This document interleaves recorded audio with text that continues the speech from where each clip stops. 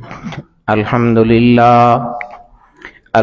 لله نحمده ونستعينه ونستغفره ونؤمن به ونتوكل عليه ونعوذ بالله من شرور أنفسنا ومن سيئات أعمالنا من يهده الله فلا مضل له ومن يضلله فلا هادي له ونشهد أن لا إله إلا الله وحده لا شريك له ونشهد أن سيدنا وشفيعنا ومولانا محمدا عبده ورسوله أما بعد فقد قال الله تبارك وتعالى في كلامه المجيد والفرقان الحميد أعوذ بالله من الشيطان الرجيم بسم الله الرحمن الرحيم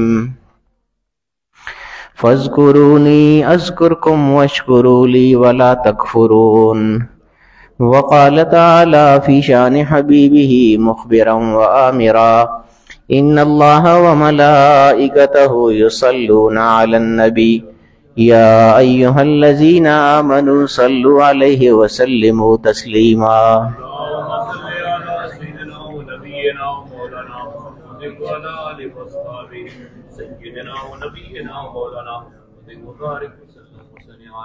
سب لوگ ایک دفعہ اونچی آواز میں درود شریف پڑھیں اللہم صلی علی سیدنا مولانا محمد وعلی آل سیدنا مولانا محمد وعلی آل سیدنا مولانا محمد. الصلاة والسلام علیک یا رسول اللہ وعلی آلک واصحابک یا حبیب اللہ.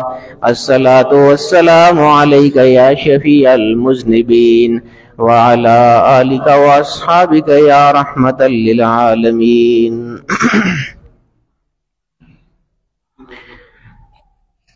اللہ کا ذکر اور اللہ کے حبیب کا ذکر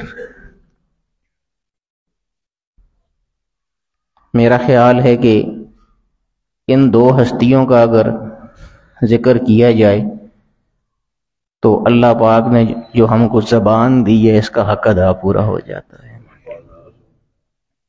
اس سے بڑے ذکر اور کیا ہو سکتے ہیں؟ اللہ کا ذکر ہو یا اس کے حبیب کا ذکر ہو. ہماری جو قوت گویائی ہے، جو بولنے کی ہماری طاقت ہے، یہ ہماری اس زبان کی وجہ سے ہی ہے. تو اس زبان کا سب سے بہترین استعمال تو پھر یہی ہے نا کہ جس نے اس کو یہ بولنے کی طاقت دی ہے اسی کا ذکر یہ کرے زبان پہ، یا پھر اس کے حبیب کا ذکر کرے.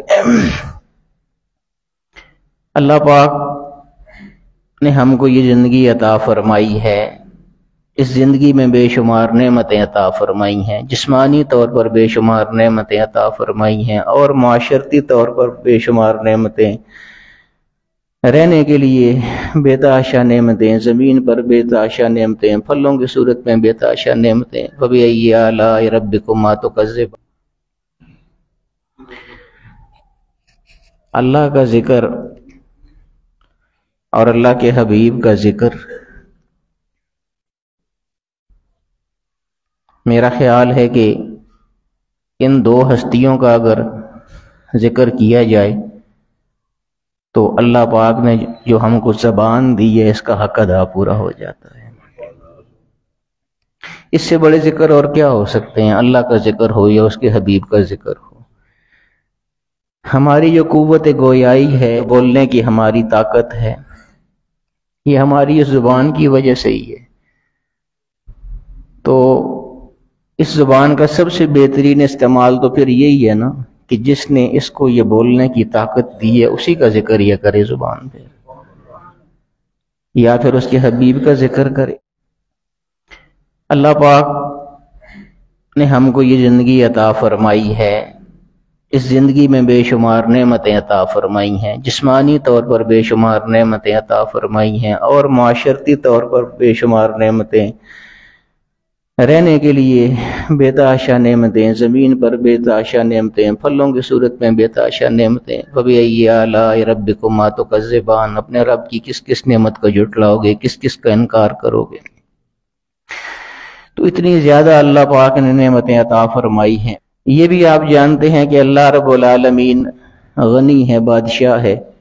قُلْ هُوَ اللَّهُ أَحَدٌ اللَّهُ الصَّمَدُ اللہ ایک ہے، اللہ بے نیاز ہے۔ بے نیاز کس معنی میں ہے کہ وہ تو خالق ہے، وہ تو مالک ہے، ہم اس کے بندے ہیں، ہم اس کی مخلوق ہیں، ہم عاجز ہیں۔ وہ ہر طرح سے ہر چیز پر قدرت رکھنے والا ہے، ہم ہر طرح سے محتاج ہیں اس کے۔ تو پھر دیکھیے نا کیسا غنی ہے کہ باوجود اس کے کہ مالک وہ ہے، بندے ہم ہیں، خالق وہ ہے، مخلوق ہم ہیں، اس کے باوجود کیسا غنی اور کیسا بادشاہ ہے کہ کوئی جوڑ ہی نہیں ہے ہمارا اور اس کا کوئی تقابل ہی نہیں ہے ہمارا، اور اس کا ہم ہر لحاظ سے محتاج ہیں اس کے۔ پھر بھی اس کی غنا دیکھیے، اس کی سخاوت دیکھیے کہ قرآن کریم میں کیا فرمایا کہ فَاذْكُرُونِي أَذْكُرْكُمْ، اے میرے بندو تم مجھے یاد کیا کرو، میں تمہیں یاد کرا کروں گا۔ عرش پہ قرآن کی آیت ہے۔ تو میں عرض کر رہا تھا کہ یہ زبان جو ہے اس سے بہترین مقصد اور کیا ہو سکتا ہے، اور بہترین محل کیا ہو سکتا ہے کہ اس کو اللہ کے ذکر میں آدمی صرف کرے، اللہ کے ذکر میں آدمی لگائے اس زبان کو۔ جو لوگ زندگی میں اس چیز کا خیال رکھتے ہیں کہ ہماری زبان پہ اللہ کا ذکر ہو، تو پھر وہ جب اس دنیا سے رخصت ہوتے ہیں تو اس وقت بھی ان کی زبان پر اللہ کا ہی ذکر ہوتا ہے۔ دیکھیے حضور علیہ الصلوۃ والسلام، میں تقریر کوئی اور کرنے لگا تھا، بات کسی اور طرف چھڑ گئی۔ حضور علیہ الصلوۃ والسلام سے ایک صحابی نے دریافت فرمایا کہ ای الاعمال افضل یا رسول اللہ، یا رسول اللہ سب سے بہترین عمل کون سا ہے کہ جس کی وجہ سے ہم یہ سمجھے کہ ہم کامیاب ہو گئے ہیں؟ بے شمار اعمال ہیں، نماز بہت اچھا عمل ہے، سب سے بڑا عمل ہے، روزے نیک عمل ہیں، سارے جتنے بھی نیک اعمال ہیں سارے بہت اچھے عمل ہیں۔ لیکن صحابی نے جب یہ پوچھا کہ حضور کون سا ایسا نیک عمل ہے کہ جس سے ہمیں پتہ چلے کہ ہم کامیاب ہو گئے ہیں، تو حضور نے فرمایا ان تفارق الدنیا ولسانک رطب من ذکر اللہ، سب سے بہترین عمل یہ ہے اور سب سے بہترین کامیابی تمہاری یہ ہے کہ تم جب اس دنیا کو چھوڑ رہے ہو تو تمہاری زبان اس وقت اللہ کے ذکر سے تر ہو رہی ہو، اللہ کے ذکر سے۔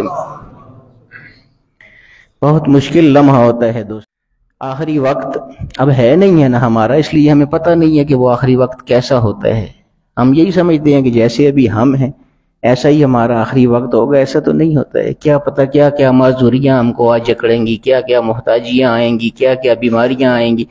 جتنے لوگ ہسپتالوں میں پڑے ہوئے ہیں ہمارے سامنے نہیں ہیں کیا کیا حالات ہوتے ہیں۔ کوئی بے ہوشی کی حالت میں اس دنیا سے رخصت ہو جاتے ہیں، روح پرواز کر جاتی ہے، کلمہ پڑھنے کا وقت ہی نہیں ملتا انسان کو، ہوش ہی نہیں ہوتی کلمہ پڑھنے کی۔ تو یہ ایک ویسے شیطان نے ہمارے ذہن میں یہ ڈالا ہوا ہے کہ جیسا میں اب ہوں اسی طرح میں ہمیشہ رہوں گا، ایسا نہیں ہوتا۔ ہسپتالوں میں جو لوگ پڑے ہیں ہمارے جیسے ہی لوگ ہیں، وہ بھی کبھی ٹھیک تھے، وہ بیمار نہیں تھے، پہلے معذوریاں نہیں تھی، محتاجیاں نہیں تھی، ہمارے جیسے ہی لوگ ہیں۔ لیکن آخری وقت میں کیا کیا ہوتا ہے، اسی لیے تو نیک لوگ ہمیشہ یہ دعا مانگتے ہیں کہ یا اللہ محتاجی سے بچانا، معذوری سے بچانا، وہ اسی لیے مانگتے ہیں کہ آخری وقت میں یہ چیزیں آ جاتی ہیں۔ میں عرض یہ کر رہا تھا کہ یہ زبان ہے اس کو اللہ کے ذکر سے تر کرنا چاہیے۔ جب ہم زندگی میں اپنی زندگی میں اس چیز کی پریکٹس کرتے ہیں، اپنی زبان کو جب ذکر سے تر کرتے ہیں تو تبھی آخری وقت میں ہماری زبان پہ پھر لا الہ الا اللہ جاری ہوتا ہے۔ اس دن میں حالات پڑھ رہا تھا، میرے ذہن میں یہ بات آ گئی، میں عرض کر رہا ہوں نا کہ یہ زندگی میں اس کی پریکٹس کریں تبھی یہ چیز آخرت میں یا آخری وقت میں کام آئے گی۔ پنڈی میں ایک تانگے بان تھا جو تانگا چلاتا تھا، پرانے زمانے کی بات ہے، اس وقت تانگوں پہ سواریاں ہوتی تھیں، گاڑیاں وغیرہ آج کل کی طرح نہیں تھی۔ تو پنڈی کے دو سٹاپ مشہور ہیں، اکثر آپ میں سے جانتے ہیں، ایک صدر ہے اور ایک پیر ودائی اڈا جس طرف ہے۔ تو وہ تانگے بان جو تھا وہ سارا دن یہی آواز وہاں پر لگایا کرتا تھا۔ جب صدر میں تانگا کھڑا کرتا تو آواز لگاتا کہ پیر ودائی چلو، پیر ودائی چلو، جس طرح گاڑیوں والے بھی آواز لگا رہے ہوتے ہیں، کنڈکٹر حضرات جو ہوتے ہیں آواز لگا رہے ہوتے ہیں، وہ آواز لگاتا تھا جب صدر میں کھڑا ہوتا تھا کہ پیر ودائی چلو، پیر ودائی چلو۔ جب پیر ودائی میں آ کے کھڑا ہوتا تو آواز لگاتا صدر چلو، صدر چلو۔ تو اس کی زندگی میں یہی دو لفظ تھے جو اس کی زبان پر چلتے رہے تھے رات دن۔ اب میں عرض کر رہا ہوں نا کہ جب ہم زندگی میں پریکٹس کریں گے اللہ اللہ کرنے کی، تب آخری وقت میں زبان پر اللہ آئے گا۔ اس کی زندگی میں چونکہ یہی تھا، دن بھر وہ یہی کہتا رہتا تھا صدر چلو صدر چلو، اور پیر ودائی چلو پیر ودائی چلو۔ آخری وقت تو آنا تھا، آخری وقت آیا۔ اب لوگ اس کو کلمے کی تلقین کر رہے ہیں، پاس بیٹھے ہوئے ہیں، کلمہ پڑھ رہے ہیں لوگ کہ اس کی زبان پر کلمہ جاری ہو، لیکن کلمہ کبھی زبان پر زندگی میں پڑھا ہو تو جاری ہو نا۔ زبان پر تو وہی جاری تھا صدر چلو اور پیر ودائی چلو۔ لوگ کلمے کی تنقید کر رہے ہیں، بار بار اس کے سامنے اونچا اونچا پڑھ رہے ہیں کہ کسی طرح اس کی زبان پر لا الہ الا اللہ آ جائے، لیکن نہ آیا۔ اسی وجہ سے نہ آیا کہ ساری زندگی میں کبھی پڑھا ہی نہیں تھا۔ بالآخر اسی طرح صدر چلو اور پیر ودائی چلو پیر ودائی چلو کہتے کہتے اس دنیا سے رخصت ہو گیا۔ تو میں یہ عرض کر رہا تھا کہ اس زبان کو آپ جس طرف لگائیں گے یہ اس طرف لگے گی، پھر اللہ کے ذکر کی طرف لگائیں گے تو اللہ کے ذکر کی طرف لگے گی۔ مجھے اپنے دادا جان کا وہ بات یاد آ گئی ہے کہ وہ ایک یہ ہے نا کہ دیکھیں اب پیر ودائی چلو اور صدر چلو کہتے کہتے وہ دنیا سے رخصت ہو گیا۔ اور ایک ہمارے دادا جان تھے صدر الاولیاء حضرت معظم رحمت اللہ تعالی علیہ، آخری زندگی میں جب فالج ہوا تو زبان بند ہو گئی تھی، کوئی لفظ زبان سے ادا نہیں ہوتا تھا، لیکن لا الہ الا اللہ ایسا پڑا تھا کہ جب فالج کی حالت میں کوئی لفظ زبان پر نہیں آتا تھا لا الہ الا اللہ، اس وقت بھی ان پر زبان پر نہیں رکا تھا۔ اور یہ واحد وہ دو الفاظ تھے جو ان کی زبان سے ادا ہوتے تھے، اس کے علاوہ کوئی لفظ ان کی زبان سے ادا نہیں ہوتا تھا۔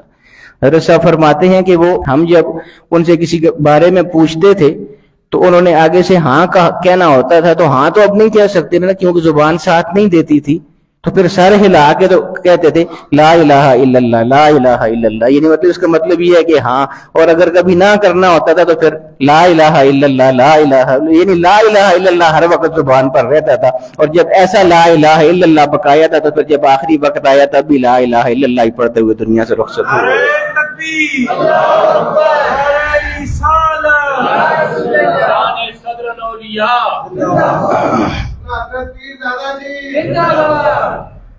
تو یہ سامنے کی باتیں ہیں، سامنے کی مثالیں ہیں، سمجھنے کی چیزیں ہیں۔ اصل بات یہ ہوتی ہے کہ آدمی ان پر عمل کرے۔ میں تقریر کر دوں، آپ تقریر سن لیں، اس سے لطف اندوز بھی ہو جائیں تو یہ تو کوئی بات نہیں ہے نا۔ کوئی ایک بات بھی ایسی ہو جس پر آدمی عمل کرنا شروع کر دے۔ اللہ پاک کیا عجیب عجیب الفاظ ہیں حدیث شریف کے، کیا کیا وہ میں عرض کر رہا ہوں کہ اللہ غنی ہے، ہم محتاج ہیں، اس کے باوجود اس کی کرم نوازیاں دیکھیں کیا فرماتا ہے۔ حضور علیہ الصلوۃ والسلام نے کیا خوبصورت تمثیل ارشاد فرمایا کہ اللہ پاک اپنے بندوں کے ساتھ ایسا پیار رکھتا ہے، ایسی شفقت رکھتا ہے، یعنی غنی ہونے کے باوجود، بے نیاز ہونے کے باوجود اتنا رحیم ہے کہ وہ حضور فرماتے ہیں کہ اللہ پاک فرماتا ہے کہ من ذکرنی فی خلوۃ ذکرتہ فی خلوۃ، اگر کوئی مجھے تنہائی میں بیٹھ کے رات کو کوئی تہجد کا وقت ہو یا کوئی بھی وقت ہو، تنہائی میں مجھے بیٹھ کے یاد کر رہا ہو، من ذکرنی فی خلوۃ، جو اپنی خلوت میں تنہائی میں مجھے یاد کرے، ذکرتہ فی خلوۃ، تو میں اور عرش پر اپنی خلوت میں تنہائی میں اس کو بیٹھ کے اس وقت یاد کرتا ہوں۔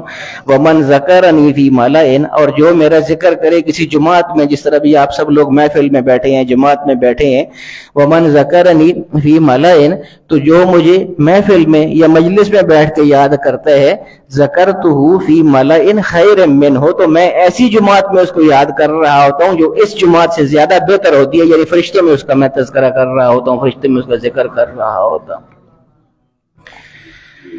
اللہ کا ذکر بہت بڑا ذکر ہے۔ جن لوگوں کو اس ذکر کی لذت کا پتہ ہے، ہمیں کیا پتہ ان لذتوں کا، کبھی ہم نے یہ ذکر کیے ہوں تو ہمیں لذت کا پتہ ہو۔ میں نے عرض کی تھی نا کہ ہم یہ جو نماز پڑھتے ہیں، ہماری کیا نماز ہوتی ہے؟ آپ سب ماشاءاللہ نماز پڑھتے ہیں، ہم سب پڑھتے ہیں، ہماری کیا نماز ہے؟ تھوڑا سا یعنی یہ جو رکوع اور سجدہ ہے، اس میں جو کم سے کم تعداد ہے تسبیح کی وہ 3 ہے، ہم میں سے شاید ہی کوئی بندہ ایسا ہو جو 3 سے زیادہ پڑھتا ہو. حالانکہ زیادہ بہتر یہ ہے کہ آپ 5 پڑھیں، پھر اس سے زیادہ بہتر یہ ہے کہ آپ 7 دفعہ سبحان ربی الاعلیٰ سجدے میں کہیں، اس سے زیادہ بہتر ہے کہ 11 مرتبہ آپ کہیں. یعنی یہ ساری بہتری والی چیزیں ہیں. کم از کم جو مقدار ہے یا تعداد ہے وہ 3 دفعہ ہے. تو ہم میں سے اکثر جو ہیں وہ 3 دفعہ ہی پڑھتے ہیں، کیونکہ اس سے کم اور ہے کوئی نہیں ہے نا. شاید 1 دفعہ ہوتی تو ہم 1 دفعہ ہی پڑھ کے اٹھ جاتے. یہ ہماری نماز کا حال ہے. اور ایک سیدنا عائشہ صدیقہ رضی اللہ تعالی عنہا ہیں. میں یہ کہتا ہوں کہ ان نمازوں کے سامنے ہماری نمازوں کی کیا حیثیت ہے. سیدہ عائشہ صدیقہ رضی اللہ تعالی عنہا وسلام اللہ علیہا رات کا سجدہ کیا کرتی تھیں. عشاء کے وقت وہ سجدہ شروع ہوتا تھا اور صبح کی اذانیں ہو جاتی تھی، سجدے میں ہی پڑی ہوتی تھی. اور پھر جب صبح کی اذان سنتی تھی تو اللہ سے شکوہ کرتی تھی کہ باری تعالیٰ اتنی چھوٹی رات بنائی ہے کہ میں آرام سے سجدہ بھی نہیں کر سکتی. وہ نمازیں کہاں اور ہماری نمازیں کہاں. لیکن وہ بات لذت کی ہے نا، ہمیں وہ لذت ہی نہیں حاصل. ہم نے کبھی کوشش ہی نہیں کی. آپ لمبا سجدہ کر کے تو دیکھیں. میں اب حلفیہ آپ کو کہتا ہوں کہ آپ لمبا سجدہ کر کے دیکھیں 7 دفعہ یا 11 دفعہ اپنی نماز میں. جماعت میں نہیں کرنا چاہیے کہ ہر طرح کے لوگ پیچھے کھڑے ہوتے ہیں، کوئی معذور ہوتے ہیں، کوئی بیمار ہوتے ہیں، کسی کے لیے زیادہ لمبا سجدہ کرنا مشکل ہوتا ہے، کوئی بلڈ پریشر کے مریض ہیں، دماغ کی طرف خون آ جاتا ہے، ان کا مشکلات ہوتی ہیں. جماعت میں نہیں کرنا چاہیے، لیکن اپنے طور پر ہر آدمی کر سکتا ہے. اپنی نماز آپ جب پڑھتے ہیں، سنتیں بھی تو آپ ادا کرتے ہیں، نوافل بھی آپ ادا کرتے ہیں، کبھی کر کے تو دیکھیں. 7 دفعہ یا 11 مرتبہ آپ سبحان ربی الاعلیٰ کہہ کے تو دیکھیں. آپ دیکھیں گے کہ آپ کو نماز کا کیا لطف آئے گا. اس کی وجہ یہ ہے کہ سجدہ جو ہے یہ ایک نماز کا ایسا رکن ہے کہ جس میں عاجزی کی انتہا ہو جاتی ہے. نعرہ تکبیر، نعرہ رسالت، قبلہ حضرت صاحب.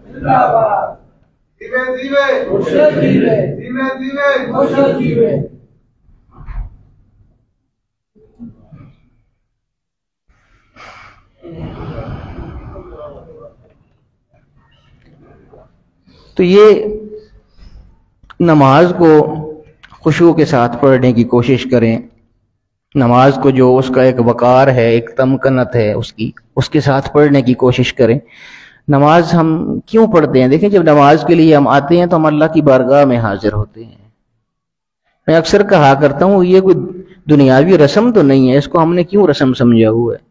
جس طرح ہم کسی شادی حال میں کسی ولیمے میں چلے جاتے ہیں، وہاں جو ہماری حالت ہوتی ہے وہی ہماری حالت مسجد میں کیوں ہوتی ہے. ہماری مسجد میں اور شادی حال میں بہت بڑا فرق ہے.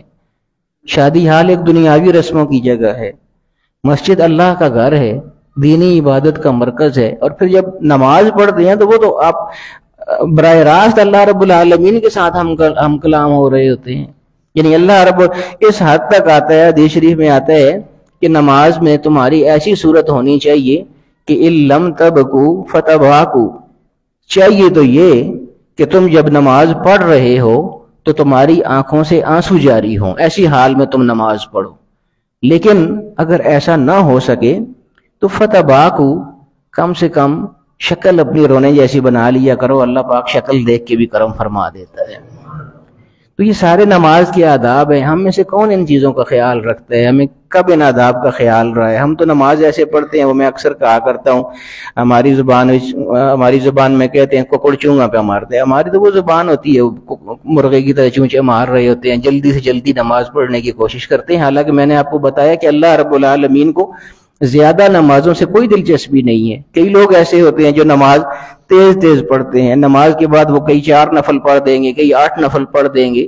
اللہ کو 8-10 کی ضرورت نہیں ہے. اللہ کو صرف 2 پڑھ کے دے دے، لیکن اچھے پڑھ کے دے دے جن سے اللہ پاک خوش ہو جائے کہ ہاں میری طرف توجہ کر کے اس نے 2 رکعتیں پڑھی ہیں.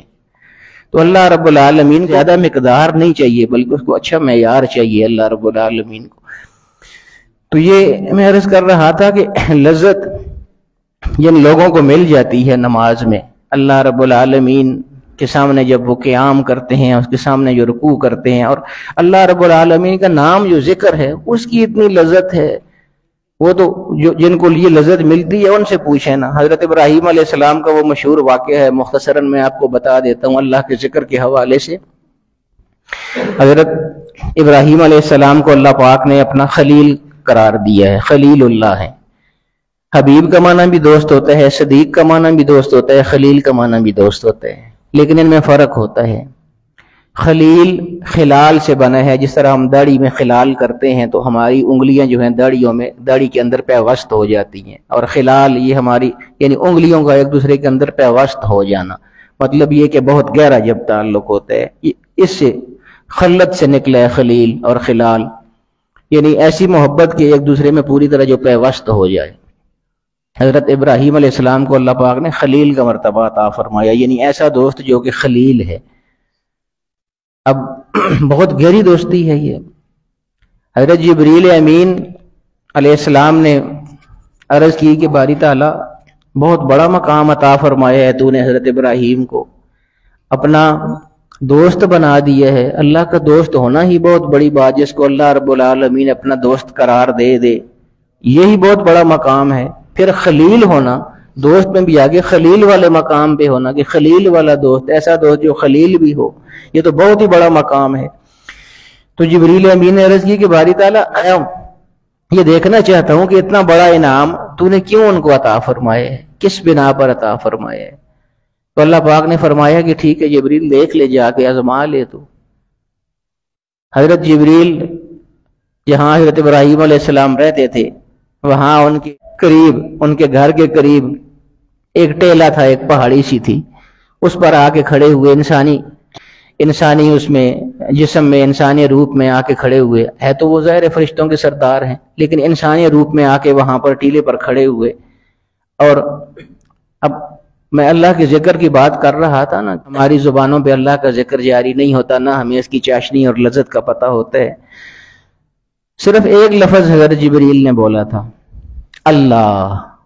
یہ کتنا لمبا کوئی ذکر ہے، صرف اللہ کا نام ہی لیا تھا انہوں نے، لیکن لیا اس انداز سے تھا، اس سوز سے تھا، اس لہجے میں اور اس ترنم کے ساتھ اللہ کا نام لیا تھا کہ حضرت ابراہیم علیہ السلام اپنے گھر میں بے قرار ہو گئے اللہ کا نام سن کے کہ اتنے خوبصورت انداز میں میرے اللہ کو کس نے پکارا ہے۔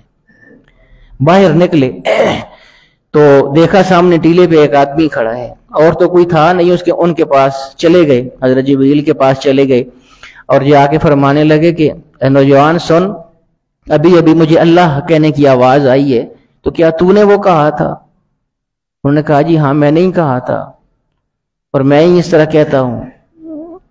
تو فرمایا کہ ایک دفعہ اور نہیں اس طرح کہہ سکتے؟ انہوں نے کہا کہ میں کہہ دوں گا، میں تو کہتا رہتا ہوں لیکن مفت میں تو نہیں کہتا ہوں، کچھ دو گے تو پھر کہوں گا۔ اب آزما رہے تھے نا، وہ آزمانے کے لیے آئے تھے۔ حضرت ابراہیم نے فرمایا کہ کیا لینا چاہتے ہو؟ حضرت جبریل نے آگے سے کہا کہ یہ جو آپ کا جو بکریوں کا ریوڑ ہے جو آپ چرا رہے ہیں، اس کا چوتھائی حصہ پورا جو وہ مجھے دے دیں تو ایک دفعہ میں آپ کو اللہ کہہ کے سنا دوں۔ اب دیکھیے نا تڑپ اور لذت دیکھیے، پورے ریوڑ میں سے چوتھائی حصہ مانگا تھا حضرت جبریل نے۔ فرمایا کہ کوئی بات نہیں ہے، چوتھائی حصہ لے لو بس ایک دفعہ، اسی طرح اللہ ایک دفعہ پھر کہہ دو۔ دے دیا انہوں نے، چوتھائی حصہ دے دیا، لیکن وہ ایسی چیزوں سے پھر دل کہاں بھرتا ہے جو عشق والے ہوتے ہیں۔ حضرت ابراہیم نے پھر کہا کہ ایک دفعہ اور سنا دو نا۔ انہوں نے کہا کہ اب کیا دو گے؟ فرمایا کہ آدھا ریوڑ لے لینا چوتھائی کے بجائے، بس ایک دفعہ اور اللہ کہہ دو۔ انہوں نے ایک دفعہ پھر اللہ کہہ دیا، اسی سوز کے ساتھ، اسی ترنم کے ساتھ۔ سن کے اور مچلے اور بے قرار ہوئے، مزہ بھی بہت آیا لیکن تڑپ اور زیادہ ہوئی۔ پھر فرمایا کہ ایک دفعہ اور سنا دو نا۔ انہوں نے کہا کہ اب کیا دیں گے؟ فرمایا پورا ریوڑ لے لو، بس ایک دفعہ اللہ کہہ دو، ریوڑ کی ضرورت نہیں ہے، بس ایک دفعہ اللہ کہہ دو، ریوڑ سارا تو لے جا۔ انہوں نے ایک دفعہ پھر سنا دیا۔ ہوتے ہوتے یہ ہوتا رہا، حضرت ابراہیم علیہ السلام نے اپنے مکان اس کو دے دیے، اپنی جگہیں جائیدادیں اس کو دے دیں، جو کچھ بھی مال متاع تھا سارے کا سارا اس کو دے دیا، کچھ بھی نہ رہا پاس۔ اتنی دفعہ اللہ کہا انہوں نے، اب جب کچھ بھی نہ رہا تو پھر دوبارہ حضرت ابراہیم نے فرمایا کہ بس ایک دفعہ آخری دفعہ اور کہہ دے۔ انہوں نے پوچھا کہ اب تو کچھ بھی نہیں رہا ہے پاس، سب کچھ دے چکے ہیں، اب تو ہے ہی کچھ نہیں ہے، تو کچھ دیں گے تو میں اللہ کہوں گا نا، پہلے تو آپ دیتے رہے ہیں تو میں اللہ کہتا رہا ہوں، تو اب تو بچا ہی کچھ نہیں ہے آپ کے پاس، تو اب میں کیوں اللہ کہوں؟ کچھ دیں گے تو فرمایا کہ سارا کچھ تمہارا ہو گیا ہے، زمین جائیداد ہر چیز، ریوڑ بکریاں سب چیز تمہاری ہو گئی ہے، میرے پاس تو کچھ بھی نہیں رہا ہے، لیکن اتنا جو کچھ تمہیں مل گیا ہے اس کو سنبھالنے کے لیے ایک نوکر کی بھی تو ضرورت ہوگی نا۔ تو ایک دفعہ اور اللہ کہہ دینا ساری زندگی کے لیے مجھے اپنے ساتھ نوکر بنا کے لے جا، ساری زندگی تیری نوکری کروں گا، تیری خدمت کروں گا۔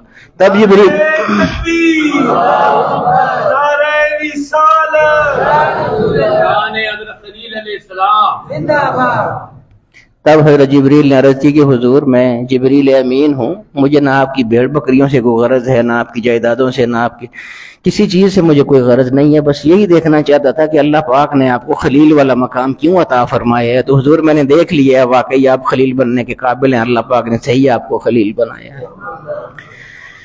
تو یہ اللہ کے نام کی چاشنی ہے، جو لذت ہے، یہ تبھی حاصل ہوتی ہے کہ جب ہم اس کی پریکٹس کریں گے، اللہ کا ذکر پکائیں گے۔ اولیاء اللہ سارے زندگی کیا کرتے رہے ہیں؟ اللہ بذکر اللہ تطمئن القلوب، یہ اوپر بڑی آیت لکھی ہوئی ہے ہمارے سین میں، آپ دیکھیں کہ آگاہ ہو جاؤ کہ اللہ کے ذکر میں ہی سارا سکون ہے۔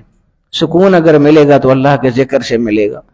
آپ یقین جانیے کہ ہماری خانقاہ میں جو لوگ اکثر آتے ہیں، آپ لوگ اکثر جمعہ پڑھنے کے لیے آتے ہیں، جو لوگ پہلی دفعہ آتے ہیں، وہ ہر آدمی ہمیں یہ کہہ کے جاتا ہے کہ جو سکون ہم کو یہاں پر ملے ہم نے کہیں دنیا میں نہیں دیکھا ہے۔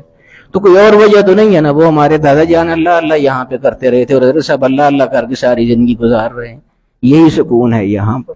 اس لیے اللہ کے ذکر کو خدا کے لیے اپنی زبانوں پر لائیے۔ ہماری زبان کا حق تبھی ادا ہوگا کہ جب ہم گالیوں کے بجائے اللہ کا نام اپنی زبان پر لائیں گے، اللہ کے رسول کا نام زبان پر لائیں گے، پھر ہماری زبان کا حق ادا ہوگا، ہماری قوت گویائی کا حق ادا ہوگا، ہمارے بولنے کا حق ادا ہوگا۔ اللہ رب العالمین ہمیں یہ ساری خصوصیات اور یہ ساری کیفیات نصیب فرمائے۔ وآخر دعوانا الحمدللہ۔